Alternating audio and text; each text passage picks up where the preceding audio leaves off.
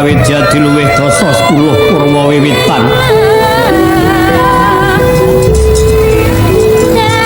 Rajan kathah titahing Jawata ingkang kasonggeng pertiwi kaungkulaning Akus. Abeting samudra kathah ingkang samyang kono raras nanging tan kadinagaring Astina. Ya negara ing Gajahya ya ing Liman Benawi ya ing Pujanggala.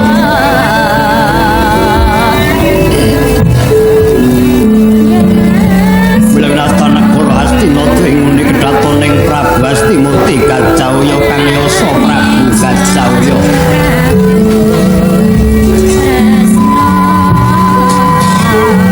Rajan ngupaya 100 tatanan untuk kalih 1000 tanjang Kresdasa.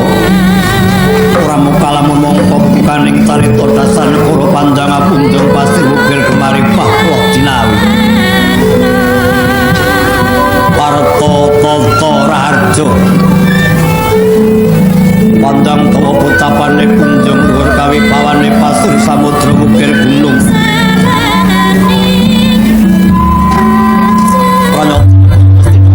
Pagunungan ngiringaken bengawan nengenaken pasabinan mayunake bantaran agung kemakathah korang kutha kang samya lumaku dagangan nang lur Sultanana pedhot dilabutanana sang sayaning margi ari pakathah para momonton kali kang samya katon bali wisma sabuting ikon kali Astina.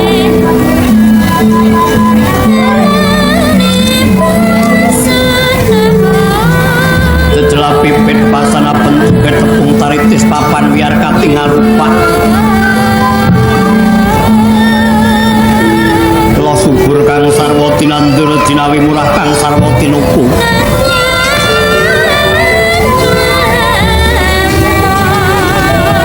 parta para kawula ing padusunan ngumpul panulaing tetandan ingon-ingon kebo sapi pite wendatanana tinancangan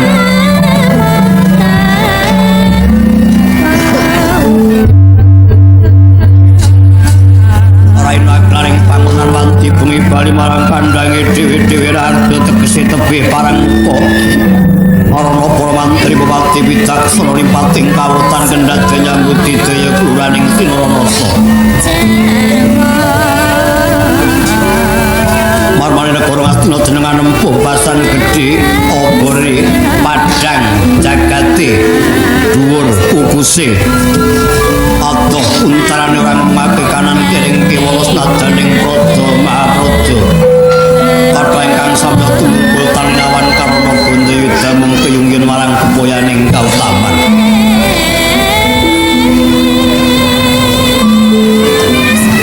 Kepasan kang celak sami wangrung kang tepi samya menti wasuk bulu bekti glondong pengareng-areng. Beni raja beni guru bakal guru dadi. Ulang tenucap jujuleng sanota jediluk Prabu Duryudana ya Prabu Suyudana. Prabu Kurupati Cokopitana Jayapitana. Kendari Suta Kurawa Indraya sang Destratmaja.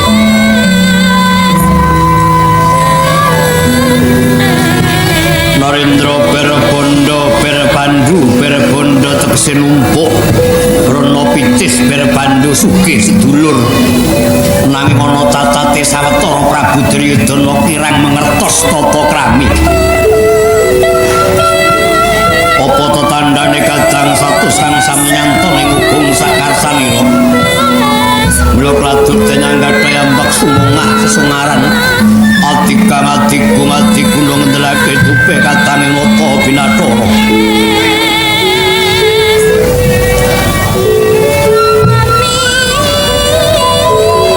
Yen to kinung ngawiyaring jajahan waluhuring kaprabon Sratritanana Pedhote. Jinika pinunggal kang murweng kawin udul saduka sanukta miya siniwaka ing tinggil Binatarata. Lenggahing dampar cinta ingkang pinalipit kantara pinatik mawar kularihan babut prang wedani. Sinebaran sari-sari kinata wita cepat kasturi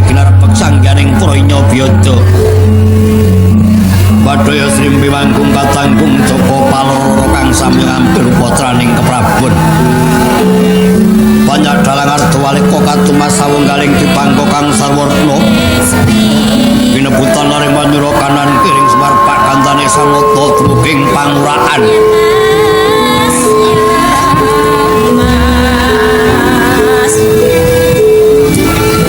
Sirna kamanungsane pindha Jawa teng arga marutan nenggih Sang Hyang Prabantana ing Jawanta. Para didem permanem tanana bawaning walang awisih gegodhongan tanana ebah. Samirana tatan wonten mampah ingkang kapiyar sambung swaraning abdi kriya gending yang kemasan. Kang sami nambut kartipating taring pringimbal gancolir mandara pamimbui. Asri sening pasiwakan.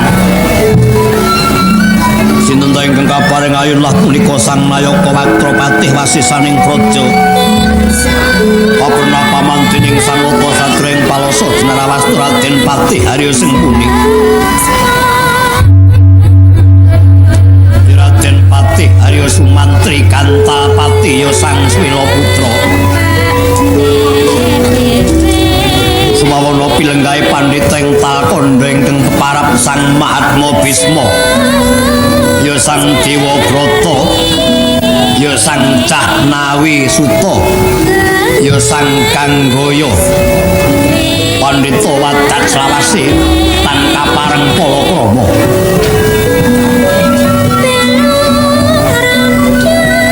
Wiwakil gaing paran purna garing Astina pandhita ing Sukalima ingkang peparap Marsi Druna, ya Resi Kumbayana. Ya Sang Parat Waja Putra tiningkang malengkung tedane kaya lintang rina tuwa punika Narendra nganggo ing ngajejuluk Prabu Karna Basusena. Ya Prabu Tali Darma Bismantaka Suryatmaja Surya Putra.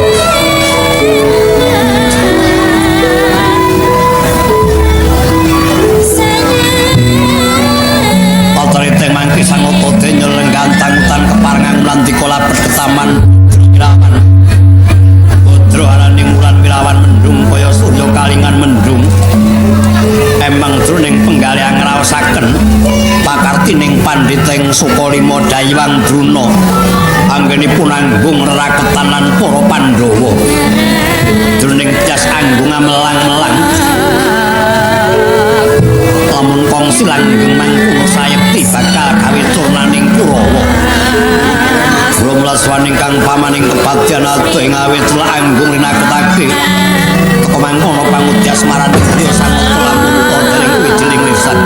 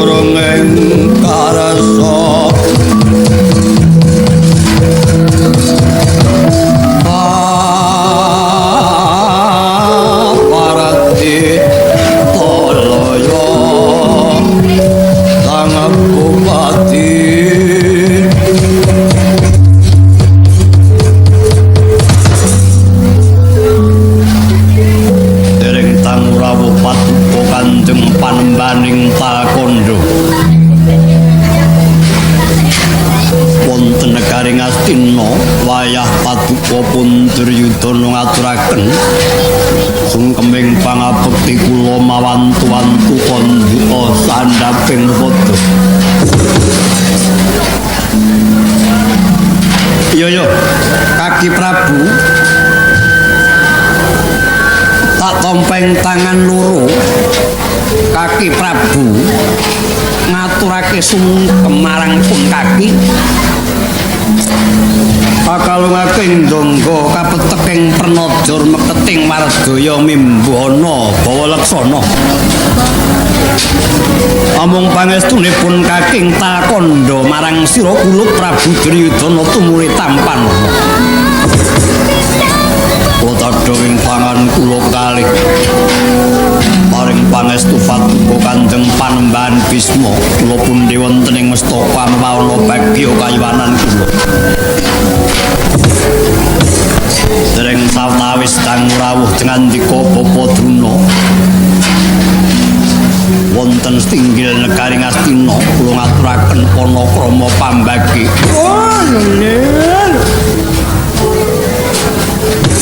kula tamping tangan kula kalih sih panakramanipun ingkang sinuwun ing rentah ingkang Bapak ing Sukalima kula kalungaken ing jangga kula peteking pernaja mimbana bawa leksana namung putyastawanipun ingkang Bapak ing Sukalima mugi tumandha paduka Gusti kula Kanjeng Sinuwun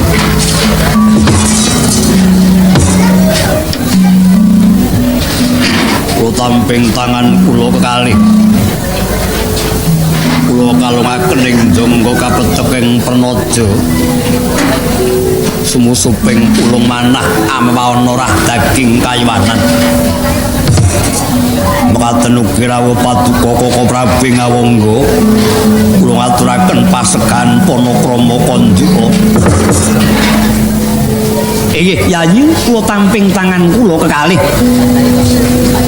Yayi Prabu Duryudana sung pambagya dhateng Raka paduka ing Ngawangga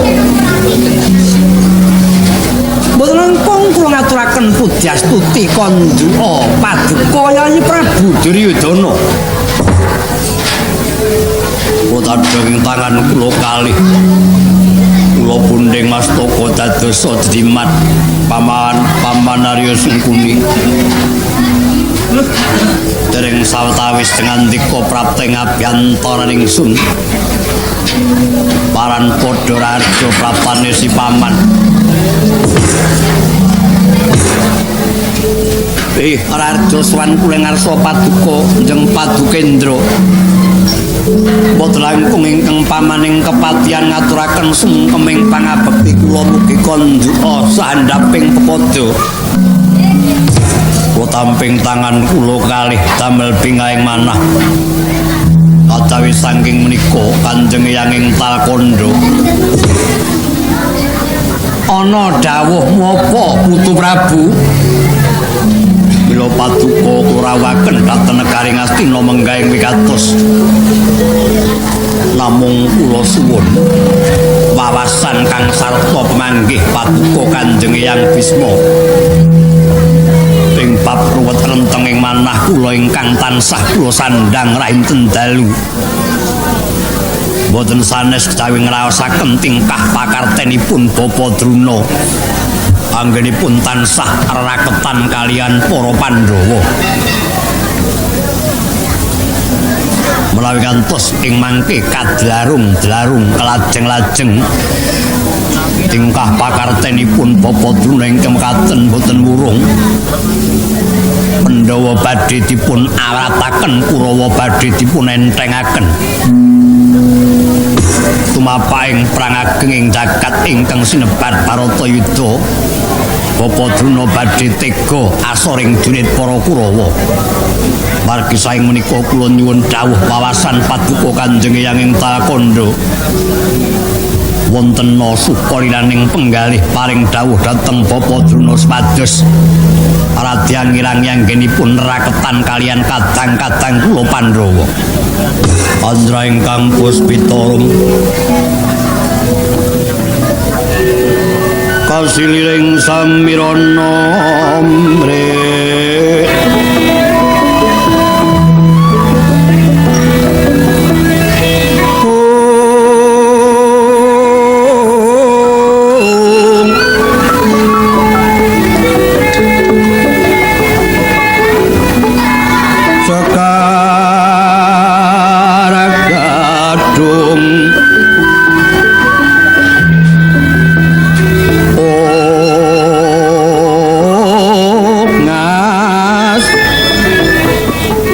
danyo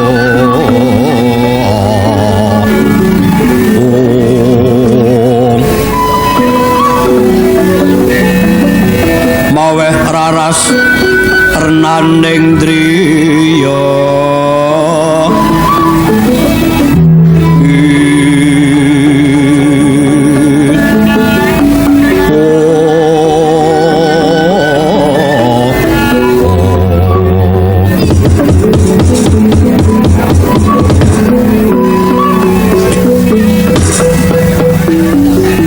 Dewa Bathara ya jagat pangestungkara kula untuk Prabu Duryudana wonten pendika ingkang adhawuh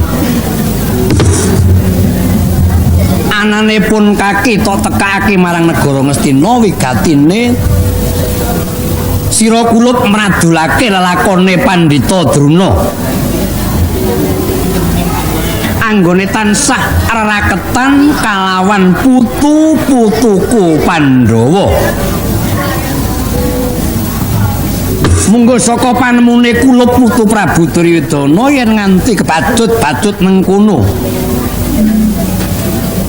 Ora wurung Panembahan Druna bakal ngentengake nggone duwe murid Kurawa nanging ngabotake Pandhawa.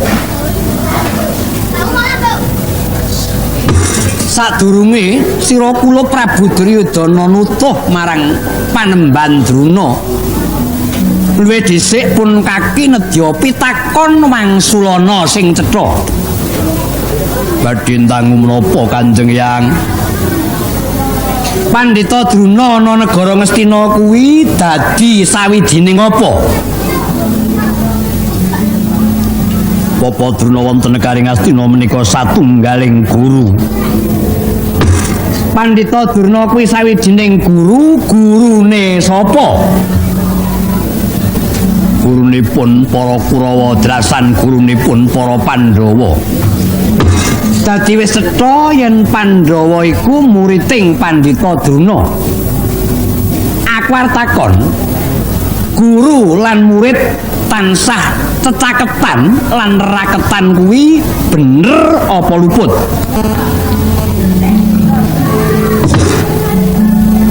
kalamun Bapa Druna ngantos boten muninga cangkaning dewa kepriye menawi badhe wontenipun perang ageng ing jagat ingkang sinebat Bratayuda Jaya Binangun menika peranging Pandhawa lan Kurawa Pandhawa karo Kurawa kuwi kepernah apane Pandhawa lan Kurawa menika kapernah kadang naksanak sami-sami wayah bekawan abiyasa. Titi mangsa Pandhawa Kurawa nggone meguru Druna kuwi upama dadi jalaran murunging Bratayuda kowe seneng apa ora?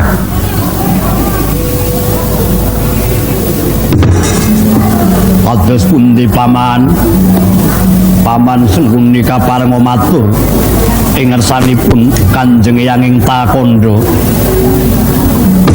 Menawi kula dipun lilani matur Bratayuda benjing menika mesti kelampahan. Jer menika sampun dados jangkaning dewa. Bratayuda besok lakon perang gedhe kang sinebut Bratayuda kuwi mesti kelakon. Aku arep takon Bratayuda kuwi sing dienggo perkara apa? Bratayuda menika ingkang kangge perkawis ngrebat negari Ngastina. Negara Ngastina kuwi sak temene sapa sing duwe? Lah mangkir rumiyin. Negari Ngastina menika ingkang gadah ingkang nggeni. Ingkang gadah inggih ingkang nggeni inggih ingkang mranata. Dadi kowe duwe penemu sapa sing manggon ya kono sing duwe ngono. Mbok menawi ngaten, lho aja mbok menawa. Kowe iki sawijining patih lho, patih ki wakiling ratu. Mongko upamane aku nyumurupi Pandhawa lan Kurawa padha rukun. Nganti dadi jalaran murunging Bratayuda kuwi lahir batinku banget nggone mathuk. Nang ngopo to sababe ana glagat-glagat yen Pandhawa Kurawa rukun kok kowe malah ora seneng kuwi jane olehmu dadi patih kuwi enggak apa-apa. Olehmu dadi patih kuwi ana ing bebrayan kepengin ngrukunake kawula kang sarta ngrukunake sedulur apa kepengin mecahke carane wong seduluran.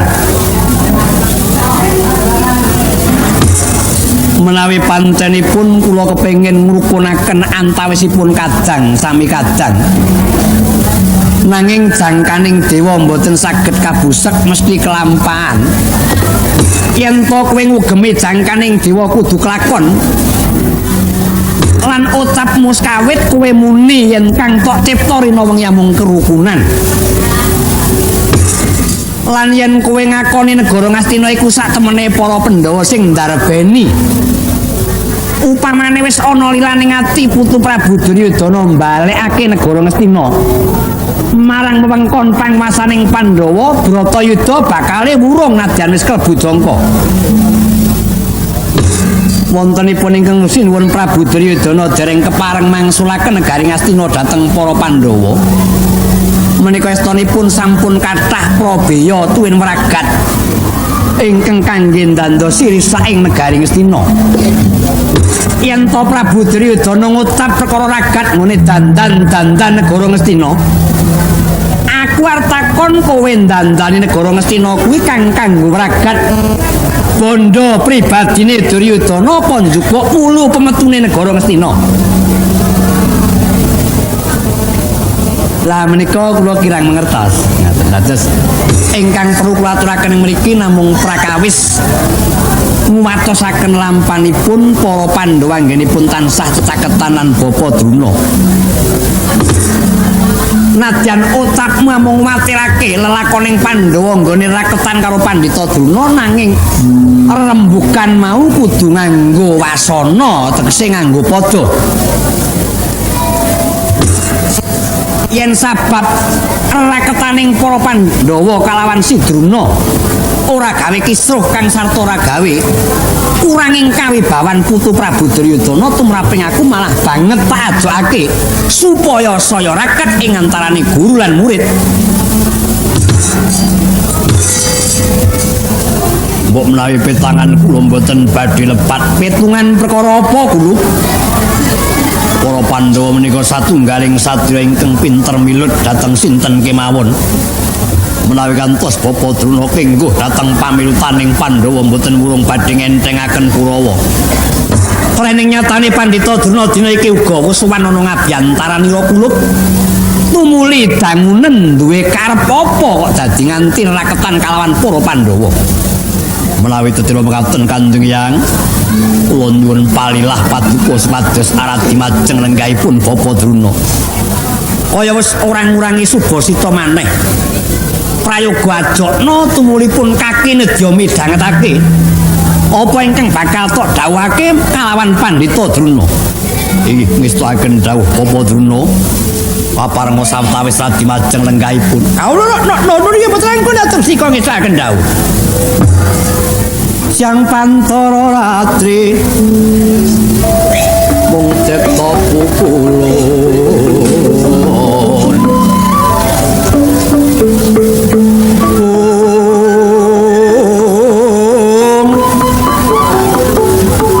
anana yan taeki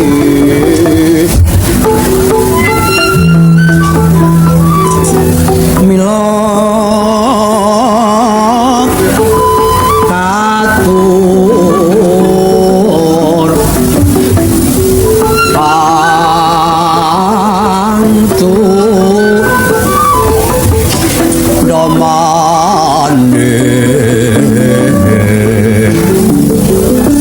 sasat raken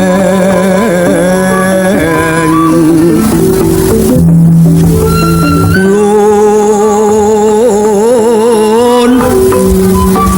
kang sumambahmu ning Patanta Prabu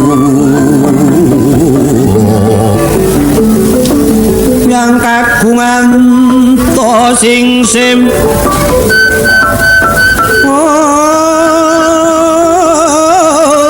saksat sampun prapti katonas tobu kulonmu laten Srinaropati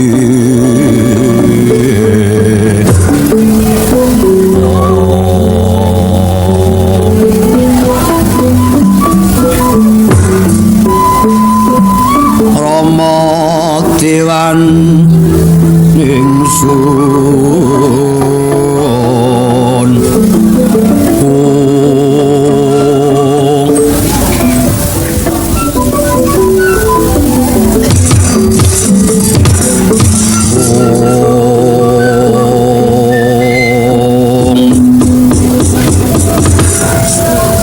Raditratapan raosipun ingkang Bopeng Sukalima dupi tinimbalan caket ing ngersa paduka ingkang sinuwun ingkang semu rengwing pasemon katitik ndawek anandang deduka menapa wikatosipun dene kula tinimbalan mangarsa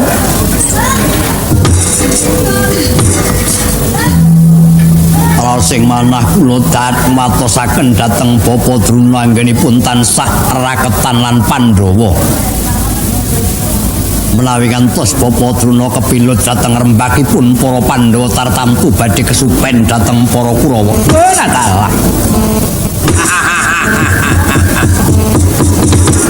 Mapa namung menika ingkang kula entosi dawuh paduka ingkang sinuwun. Wonten ibaratipun sak lebet-lebeting toya saged dinajagan. Sainggiling-giling langit saged winatara nanging lembating raos mboten saged dipun petang sarana ing tata lair. Dipun tingali sak trenaman kula menika sanget katresnan kula dhateng para Pandhawa nanging estunipun namung mandheg wonten ing lelamisan. Dipun menapak-menapakno jagat menika sampun ngakeni menawi Pandhita Druna menika pujangganing para Kurawa uripe ngayom ana negara Ngastina. Inggih namung paduka ingkang sinuwun ingkang tansah nggesang dhateng ingkang Bopeng Sukalima. Inggih namung paduka ingkang sinuwun ingkang tansah mulyakaken dhateng gesanging Pandhita Druna. Inggih namung paduka ingkang sinuwun ingkang tansah paring ganjaran dhateng Pandhita Druna. Menapa kula badhe kesupen dhateng Sih Kadarman paduka ing ngawujud menapa kemawon ingkang damel pancataning kamulyan kula. Mokal sanget kula badhe negakaken para Kurawa, mokal sanget kula badhe lair tursing batos katresnan kula dhateng para Pandhawa mila kula gadah tingkah mekaten. Estunipun wonten bab ingkang dereng kula aturaken. Tumunten paring dawuh kados pundi pareng ngandika Bapa Druna. Ngaten nggih. Kados ingkang dipun aturaken dening Yayi Patih Ayo Sengkuni bab Bratayuda. Bratayuda menika mesti kelampahan nanging benjing paduka menika mesti badhe menang wonten ing Bratayuda.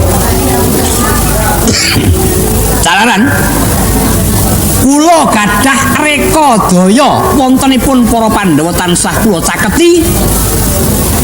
Kula mangertos dhateng mataing Pandhawa menika menawi nampi jawing guru mbah inggih medal marga ingkang sak kelangkung rumpel mesti dipun lampahi.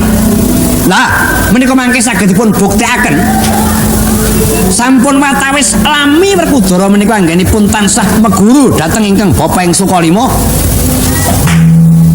Ngantos piyambakipun mani pitaken sampurnaning dumadi. Serana menapa miwah syarat ingkang pundi ingkang kedah kula paringaken dhateng murid kula pun Werkudara. Inggih dinten kalenggan menika anggen kula nyemadosi ri paduka pun Werkudara. Anggen kula badhe paring pitedah ing pundi srana sampurnaning dumadi menawi sampun wonten ngersa paduka ingkang sinuwun. Jer menawi sampun kelampahan mekaten ing mangke saged dipun buktekaken Prakawis tingkah tuwin pratingkah kula anggen kula kepengin njromprongaken dhateng para Pandhawa. Menawi sampun wonten salah setunggaling para Pandhawa ingkang alit sakit ageng dumugi ning pejah, para Pandhawa tartamtu badhe ringkih kekiyatanipun. Menawi ngantos kelampan Bratayuda menika tumapak, menawi Werkudara sampun pecah tegesipun namung dangu tirta sinaring angel mites wae ngranti. Lah inggih sahabat saing menika inggih ngri kelenggan menika anggen kula kepengin manggi Werkudara menawi sampun sineksen paduka ingkang sinuwun. Sringastina Maha Prabu Duryudana alamangan dikotos jalur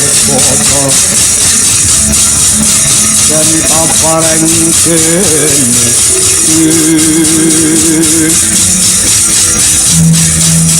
Citra karya senandut sok dayang kuno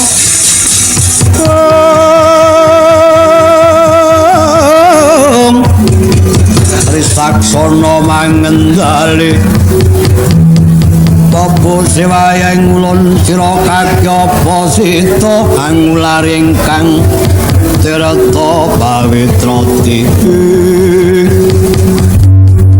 Tawek tumugi semanten denya samya wawan pendikan keter kang ana ing pesuwanan Jawi minggahing tinggil miyak kang padha maraseba satria ing tirta tinalang repepeh lampah dadak anurapange kokoh kaya sata mriku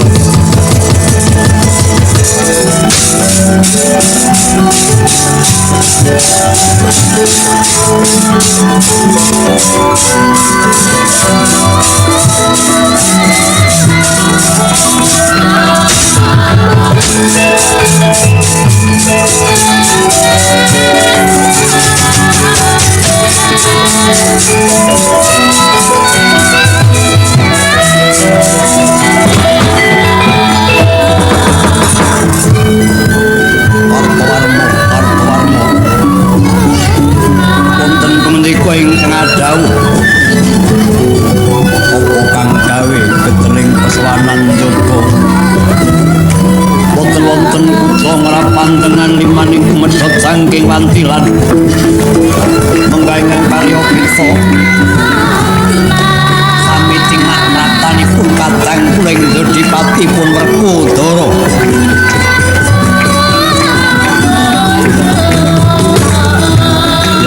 mengkuno diwedi kangen masa postingin Werkudara ingsun timbali enggak niki prastawa timbalan paduka Kanjeng Koko Prabu Kliran Mada Pasilan yang lumeng kadung malang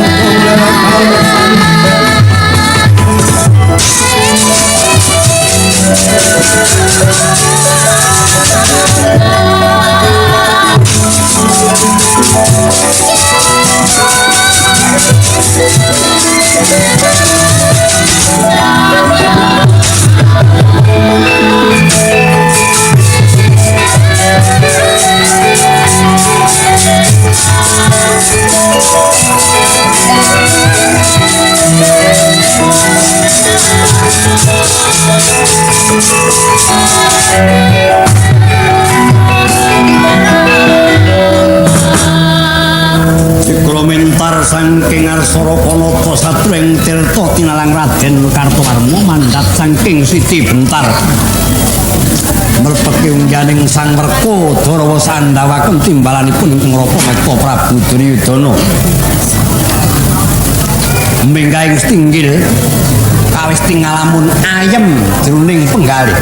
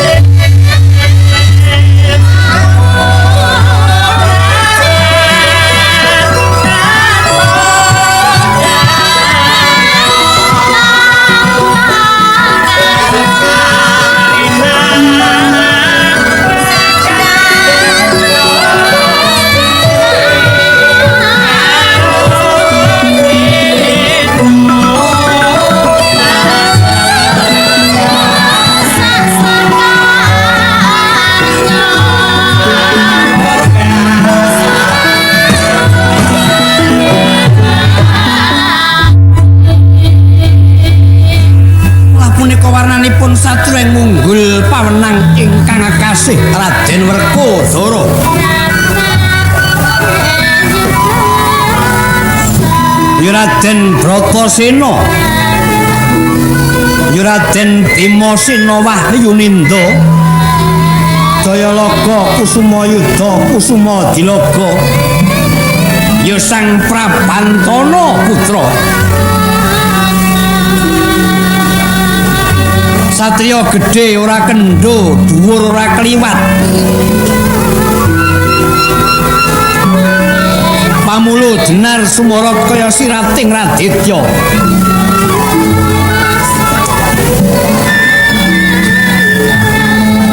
kedunungan pusaka bektan wiwit lair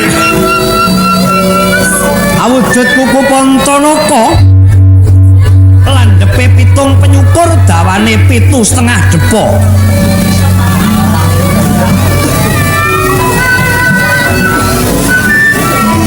dupi minggaing stinggil persasat kaya bumi horeg kenging daya pangaribawane Sang Arya Werkudara kaget kadrokasan Prabu Duryudana saksana mandhap saking penggergaan Kuyari nangkul ngayane Sang Werkudara teka mangkala pangujas maraning Driya lamun ta dereng kawidiling lisan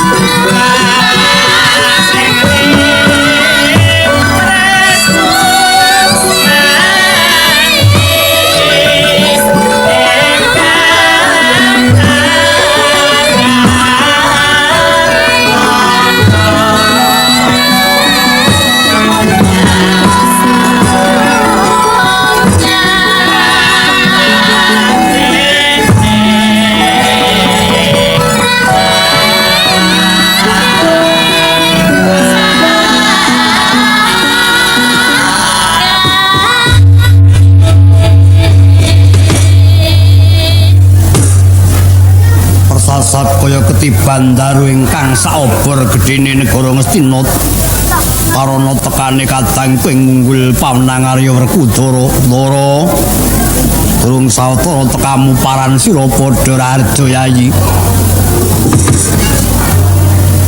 ya Duryudana kakangku tekaku Raharja ora ana swija pamung basaku katur ya Werkudara tak tampa gawe gedhening atiku Gusti atur pangabekti marang pun kakang durung sawetara tekamu marang negara Ngastina putu wong bagus wong carot Werkudara padha Raharja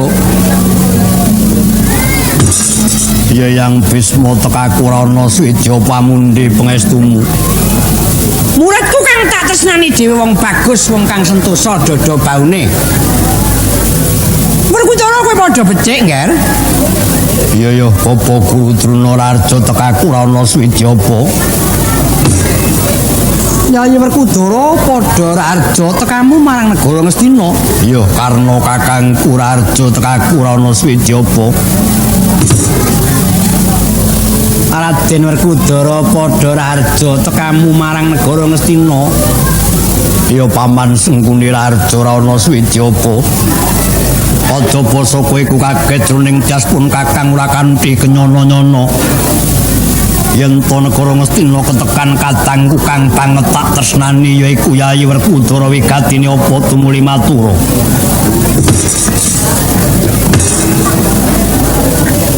waleh-waleh apa aku teka marang negara Ngastina yektine kepengin ketemu kalawan guruku yaiku Bapa Druna nggonku mbatutake darepe penyuwunan uga wis disaguhi nanging semayane ya ing dina kelungguhan iki yen ana ngersane Duryudana kakangku kula nyuwun palilah ana sukarilaning penggali Duryudana kakangku dina iki aku kepengin nagih janji kesaguhane Bapa Druna ngene kepareng bakal mbacutake paring wirid marang Kadang Werkudara jagat dewa Bathara caket pangestun para kula ya kadang wong bagus kang mangkono sayekti gawe bungaing atiku dene mengkono nggonmu duwe watak setya marang guru ingkang dina iki nyatane Bapa Drona wis lenggah ana tinggil negara Ngastina tak wenehi wanti sak prayogane tumuli derbe penembung apa capna dina iki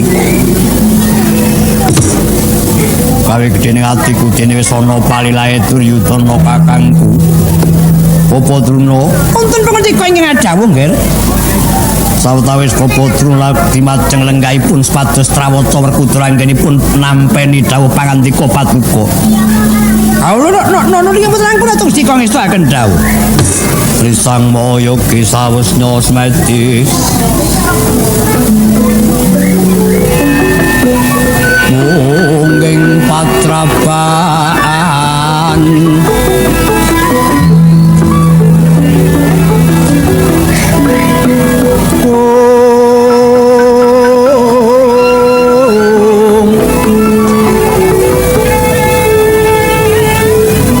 Mustangun ningali wijiling sasongko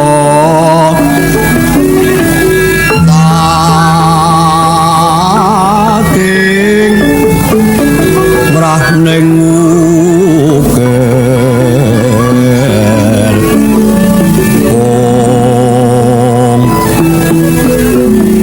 karnanca siralon angandika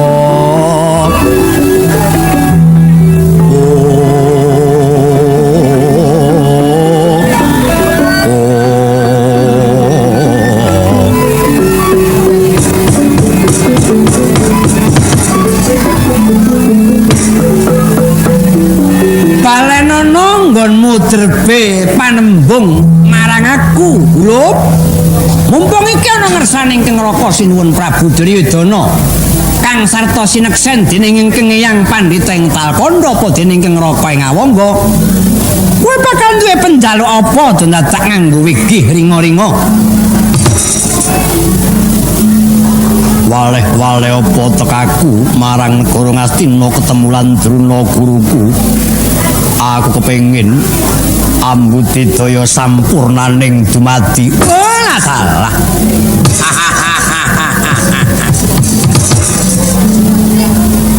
kowe kepengin ambudidaya sampurnaning dumadi ku abot mungguh sranane kowe kudu ingkang sepisan patuh lan setya marang dawuhing guru kaping pindhone kowe kudu sawega lan sambegana tegese sagok lan elingan kaping telune kowe kudu bisa mujudake ingkang ingaran tirta pawitra mahning suci tak baleni meneh ya ngger kowe kudu bisa mujudake ingkang ingaran tirta pawitra mahning suci yen to kowe wis bisa mujudake kaya kang tau capake iki ora esuk ora sore kowe teka ana pengarepanku nggawa kaya kang tak keparengake iki bakal nampa wulang-wulang kang sarta nampa wirid-wirid mungguh kawruh lan ngelmu sampurnaning dumadi Pandya bala Pandhawa byuk gumula mangsir ring tata Kurawa ambah kung pesrukati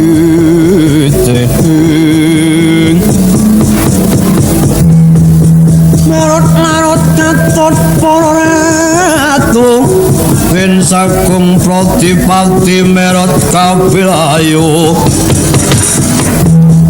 Cikra pratanya swatama tetanya pakine padha lumayu ora bakal tak swalani apa sing dipundhut dening Bapa Drona mung aku bakal takon tirta pawitra maning suci kuwi mapane ana ngendi lan aku kudu lunga menyang endi